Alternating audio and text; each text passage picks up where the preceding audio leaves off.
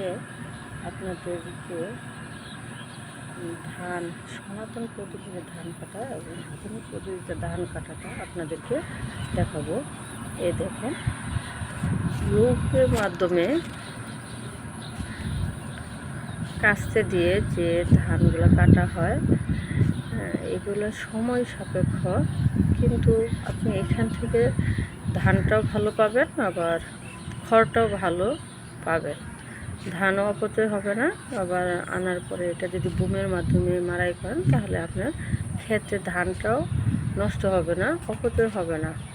কিন্তু এটা একটু লেন্দি, একটু সময় বেশি লাগবে।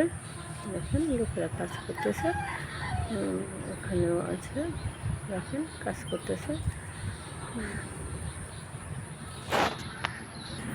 এখন আপনাদেরকে দেখাচ্ছি আধুনিক প্রক্রিয়ায় যে ধান কাটার মেশিন দিয়ে ধান কাটে, এটা আপনাদেরকে দেখানোর চেষ্টা করতেছি। এটা এই মেশিনটি দিয়ে অনেক ধান কাটানো যায়, দিনে অনেক ধান কাটা যায়। কিন্তু এটার একটু বৈশিষ্ট্য হলো যে খড়গুলো নিচে রেখে আসে এবং পরবর্তীতে লুক দিয়ে খড়গুলো উঠাতে হয়। এখন যেহেতু ইরি ধান, সেহেতু খেতে এখন পানি আছে, বৃষ্টির পানি আছে, খড়গুলা নেওয়া এখন খুব কঠিন।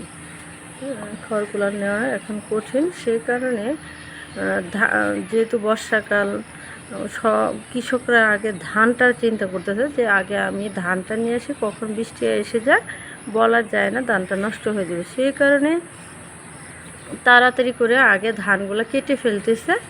এই দেখেন মেশিনটা আসতেছে রাস্তায় এসে, এখানে যে ধানগুলোর উপরে মেশিনটা যে ট্যাঙ্কিতে ভরে যে ধানগুলো কেটেছে ওই ধানগুলো ঢালবে। আপনাদেরকে এটা আমি দেখাবো।